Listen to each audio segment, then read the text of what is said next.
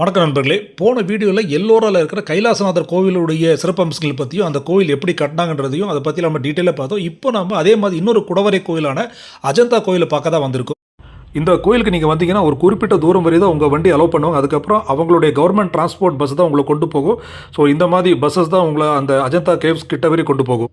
So இங்கே நீங்கள் இறங்கினவுன்னா உங்கள் கண்ணில் முதல்ல படுறது இது யுனெஸ்கோவால் அங்கீகரிக்கப்பட்ட இடம்னு இருக்கும். அதாவது 1983 இது உலக பண்பாட்டு சின்னமாக அங்கீகரிக்கப்பட்டிருக்கு யுனெஸ்கோவால்.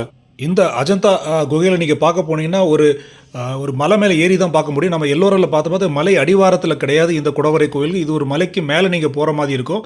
சொல்லப்போனால் இது மலைக்கு மேலே இருக்காது, மலைக்கு நடுவில் இருக்கிற மாதிரி வரும். அதை நான் உங்களுக்கு காட்டும்போது உங்களுக்கு தெரியும். அது இந்த அஜந்தாவோட லொக்கேஷன் பார்த்தீங்கன்னா அவுரங்காபாத் இடத்துலேருந்து கிட்டத்தட்ட 107 கிலோமீட்டர் தொலைவில் இருக்குது. இப்போ நம்ம அந்த அஜந்தா குடவரை கோயில் இருக்கிற அந்த சமதளத்துக்கு வந்துட்டோம். இப்போ நீங்கள் அந்த மலையோட கீழே தூரமாக தெரிகிறதா அந்த அஜந்தா குகைகள். இங்கே கிட்டத்தட்ட 30 குகை கோயில் இருக்குது. கிபி 2ஆம் நூற்றாண்டுலேருந்து 6ஆம் நூற்றாண்டு வரை பல்வேறு காலகட்டத்தில் இந்த 30 குகை கோயில் கட்டியிருக்காங்க. இப்போ நம்ம அஜந்தா குகையுடைய முதல் குகைக்கு வந்திருக்கோம். ஸோ நான் ஏற்கனவே சொன்ன மாதிரி இது ஒரு குடவரை கோயில். குடவரை கோயில் என்னன்னு தெரியாதவங்களுக்கு ஒரு சிப்பி ஒரு பெரிய கல்லில் சிற்பம் செதுக்கும் போது அதோடைய மொத்த ட்ராயிங் முதல்ல வரைஞ்சி அதில் இருக்க தேவையில்லாத பாகங்கள்லாம் ரிமூவ் பண்ணி அந்த சிலையை உருவாக்குவார். அதே மாதிரி ஒரு குடவரை கோயில் எடுக்கும்போது ஒரு பெரிய பாறையை எடுத்துக்கிட்டு அதில் கோயிலோட அமைப்பு எப்படி இருக்கணும்னு முடிவு பண்ணி அதுக்கப்புறம் தேவையில்லாத பாகங்களை ரிமூவ் பண்ணி அந்த குடவரை கோயிலுடைய மொத்த உருவத்துக்கு ஒரு ஷேப் கொடுப்பாங்க. இந்த குகைகள் அது குடவரை கோயில்ன்றதுக்காக ஃபேமஸ் மட்டும் இல்லை, இங்கே இருக்கிற ஓவியங்களுக்காக ரொம்ப ஃபேமஸ்ஸு. அஜந்தா ஓவியன்றது நம்ம சின்ன வயசுலேருந்து கேட்டுட்டு வர்ற ஒரு விஷயந்தான். இங்கே இருக்கிற ஓவியங்கள் பார்த்திங்கன்னா பொதுவாக புத்த மதத்துடைய கொள்கை பற்றியும் புத்தரின் வாழ்க்கை வரலாறு சம்பவங்களை சித்தரித்து தான் உருவாக்கி இருக்காங்க. நாங்கள் இந்த குகைக்குள்ளே போகும்போதே மொத்தமாக இருட்டாக தான் இருந்தது. அங்கே லைட்டெல்லாம் போடக்கூடாது சொன்னாங்க. யாரும் மொபைல் ஃப்ளாஷும் அடிக்கக்கூடாதுன்னு அங்கே இருக்கிற கைடு சொன்னார். ஏன்னா அது அந்த ஓவியத்துக்கு பெரிய பாதிப்பு உருவாக்குனாங்க. அவர்கிட்ட ஒரு ஸ்பெஷல் டார்ச் இருக்குது, அதை அடித்து மட்டும்தான் அந்த ஓவியத்தை அங்கே இருக்கிற அந்த சிற்ப வேலைப்பாடெல்லாம் காட்டிகிட்டு இருந்தார். பெரும்பாலான ஓவியங்கள் சிதலமாக தான் இருக்குது, 1-2 தான் மிஞ்சி இருக்குது. அது மட்டும் தான் அங்கே நம்ம பார்க்க முடியும். இப்போது இந்த அஜந்தா 2ஆம் நூற்றாண்டில் கட்டப்பட்டாலும் இது வெளி உலகத்துக்கு தெரிய ஆரம்பித்தது வரும் 18ஆம் நூற்றாண்டில் தான். அதுக்கு ஒரு சம்பவம் எல்லோரும் சொல்லுவாங்க. அதாவது 1819 ஒரு பிரிட்டிஷ் காலகட்டத்தில் ஜான் ஸ்மித்ன்றவர் ஒரு புலி வேட்டைக்காக இந்த காட்டுக்குள்ளே தான் வந்திருக்காரு. ஸோ அவர் புலி வேட்டைக்கு வரும்போது ஒரு மாடு மேய்க்கிற பையன் தான் சொன்னால் புலிகள் தங்கிறது ஒரு இடம் இருக்குதுன்னு சொல்லிட்டு ஒரு குகையை கொண்டு காட்டினார். அந்த குகை பார்த்திங்கன்னா அந்த அஜந்தாவுடைய அந்த 10வது குகை தான் பார்த்துருக்காரு. அங்கே இருக்கிற உள்ளே போய் பார்த்தப்போ நிறைய ஓவியங்களை பார்த்துருக்காரு. அந்த ஓவியங்கள்லாம் பார்த்து அவர் பிரமிச்சு போய் அவர் திருப்பி போய் இதை பற்றி ரிப்போர்ட் பண்ணியிருக்காரு. அதுக்கப்புறம் தான் இந்த குகையை பற்றி எல்லாருக்கும் தெரிய ஆரம்பிச்சு அந்த ஜங்கிளெல்லாம் அப்புறப்படுத்தி இந்த 30 குகையும் வெளியே எல்லாரும் உலகத்துக்கு தெரிய ஆரம்பிச்சிருக்கு. கிட்டத்தட்ட 1200 வருஷத்துக்கு அப்புறம் அந்த அஜந்தா என்ற ஒரு விஷயம் இருக்கிறதுன்றது உலகத்துக்கு தெரிஞ்சது அந்த பிரிட்டிஷ் ஜான் ஸ்மித் வந்ததுக்கப்புறம் தான்.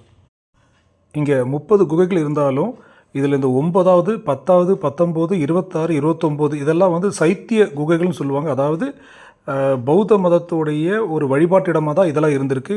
பாக்கி இருக்க குகைகள் அந்த துறவிகள் தங்கக்கூடிய விகாரங்கள் அப்படின்னு சொல்லுவாங்க. இங்கே இருக்கிற குகைகள் மொத்தமாக நீங்கள் பார்க்கணுன்னா கிட்டத்தட்ட ஒரு 4 மணி நேரம் டைம் தேவைப்படும். ஏன்னா ஒவ்வொரு குகையும் நீங்கள் போய் பார்க்கும்போது உங்களுக்கு நிறைய டைம் செலவாகும். இந்த அஜந்தா ஓவியங்கள் இந்த ஓவிய உலகத்தில் ஒரு மிகப்பெரிய புரட்சியை உருவாக்கிச்சுன்னு தான் சொல்லிடலாம். ஏன்னா அதுக்கு முன்னாடி இத்தாலிய ஓவியங்கள் தான் மிக பழமையான ஓவியங்கள்னு சொல்லிகிட்டு இருந்தாங்க. ஆனால் இது 2000 வருஷத்துக்கு முன்னதே இந்த ஓவியங்கள் வெளியே வந்தப்போ தான் இந்திய ஓவியக்கலை இத்தனை பழமையானதுன்னு எல்லாருக்கும் தெரிய வந்தது. இப்போது கிட்டத்தட்ட ஒரு 18 கேவ் பார்த்து முடிச்சு இப்போ நம்ம 19வது கேவ் கிட்ட வந்திருக்கோம். ஸோ இந்த கேவ் பார்த்திங்கன்னா ஒரு மிக பிரம்மாண்டமான ஒரு கேவு. இந்த குடவரை கோயிலுக்கு வெளியே இருக்கிற வேலைப்பாடுகள் பார்த்தாலே தெரியும் இது ஒரு பிரம்மாண்டமான ஒரு ஸ்ட்ரக்சர்ன்றது. இது உள்ளே போய் பார்த்தீங்கன்னா இன்னும் பிரம்மாண்டமாக இருக்கும். இப்போ இந்த கோயிலுடைய உட்புறத்தை காட்டுறேன். எவ்வளோ அருமையான வேலைப்பாடுங்க பாருங்கள். ஸோ நான் ஏற்கனவே சொன்ன மாதிரி தான் சில குடவரை கோயில் மட்டும்தான் அந்த புத்தருடைய வழிபாட்டு தலமாக இருந்தது. அதில் இதுவும் ஒன்று. ஸோ இது அந்த 19வது கேவ். அடுத்து இப்போ நம்ம பார்க்குறது ஒரு முழுசாக முடிக்கப்படாத ஒரு கேவு. ஸோ இதுதான் என்னை பொறுத்தவரை மிக சிறப்பான கேவுன்னு நான் சொல்லுவேன். ஏன்னா இந்த இடத்துக்கு வரும்போது அந்த குடவரை கோயில்ன்றது எவ்வளவு கஷ்டமான வேலைன்னு நமக்கு தெரியும். எப்படி அது குடஞ்சி எடுத்து ஒரு வேலை செய்கிறாங்கன்றது நமக்கு பார்த்தாலே புரியும். நான் இந்த 30 கோவிலில் ரொம்ப ரசித்து பார்த்த ஒரு குடவரை கோயில்னால் இது தான். ஏன்னா இங்கே எந்த பிம்பங்களும் கிடையாது, சிலைகளும் கிடையாது, ஓவியங்களும் கிடையாது, எதுவுமே கிடையாது. ஆனால் அந்த குடவரை கோயில் எப்படி கட்டியிருக்காங்க, எப்படி கட்ட முயற்சி பண்ணாங்க, எவ்வளோ நுணுக்கமாக அவங்க அந்த வேலை பண்ணியிருக்காங்கன்றது இந்த ஒரு குகை கோயில் வரும்போது எனக்கு தெரியுது. அந்த குடவரை கோயில் கட்டுறதுக்கு முதல்ல அந்த ஹால் மாதிரி ஒன்று ஃபஸ்ட்டு உள்ளே க்ரியேட் பண்ணணும். அந்த ஹால் க்ரியேட் பண்ணதுக்கு அப்புறம் தான் அது சுற்றுச்சுவரில் இருக்கிற சிலைகள், அந்த தரைப்பகுதி, பின்ன ஓவியங்கள் இதெல்லாம் பண்ண முடியும். இதில் ஆச்சரியம் என்னென்னா, அந்த 2ஆம் 3ஆம் நூற்றாண்டில் வெறும் ஒளியும் சுற்றியும் வச்சு இவ்வளோ பெரிய ஒரு குடவரை கோயில் எப்படி கட்டியிருக்காங்கன்னு நினைக்கும் போது ரொம்ப ஆச்சரியமாக இருக்குது. இப்போது தொழில்நுட்பத்தில் நம்ம எங்கேயோ இருக்கோம். ஆனால் இப்போ இந்த மாதிரி ஒரு குடவரையில் கட்ட முடியும்னா கண்டிப்பாக முடியாது. எப்படி அந்த காலத்தில் கட்டினாங்கன்னா ஒரே ஆன்சர் தான், அவங்களுக்கு இருந்த கமிட்மெண்ட் அது நம்மக்கிட்ட இப்போ இல்லை. இந்த அஜந்தா குகைகள் ஒரு குடவரை கோவிலுக்கு மட்டும் பிரபலமானதில்லை, ஓவியத்திலையும் உலக புகழ் பெற்றதுன்றது எல்லாருக்கும் தெரியும். இங்கு வரையப்பட்ட ஓவியங்கள் பார்த்திங்கன்னா கிட்டத்தட்ட 2000 வருஷத்துக்கு முந்தையனது. ஓவிய உலகத்தில் இது ஒரு மிகப்பெரிய புரட்சியை உண்டாக்குச்சுன்னு சொல்ல. ஏன்னா அதுவரை உலகத்திலேயே பழமையான ஓவியம் பார்த்திங்கன்னா இத்தாலி தான் சொல்லுவாங்க. ஆனால் இதை அஜந்தா வெளி உலகத்துக்கு தெரிஞ்சதுக்கப்புறம் இந்திய ஓவியங்களும் அதை விட பழமையானது, கிட்டத்தட்ட 500 வருடங்கள் அதை விட இத்தாலியை விட பழமையானதுன்றது உலகத்துக்கு தெரிய வந்தது. ஸோ அந்த பெருமையை நம்ம நாட்டுக்கு தேடி தந்தது இந்த அஜந்தா ஓவியங்கள் தான். இப்போ நம்ம கேவ் நம்பர் 26க்கு வந்திருக்கோம். இது ஒரு பிரம்மாண்டமான கேவ். இங்கே தான் அந்த ஃபேமஸ் ஸ்லீப்பிங் புத்தாவுடைய ஸ்டாச்சு இருக்குது. இப்போ நீங்கள் பார்க்குற இந்த ஒரு குகை பார்த்திங்கன்னா உண்மையாகவே உங்களை பிரமிக்க வச்சிடும். ஏன்னா அதோடைய உள்பக்க வேலைப்பாடு மட்டும் இல்லை, அதோடைய முதல் பிரகாரம் மாதிரி ஒரு சுற்றுச்சுவர் இருக்குது. அதில் புத்தருடைய மொத்த வாழ்க்கை வரலாறு அங்கே அப்படியே செதுக்கி வச்சுருப்பாங்க.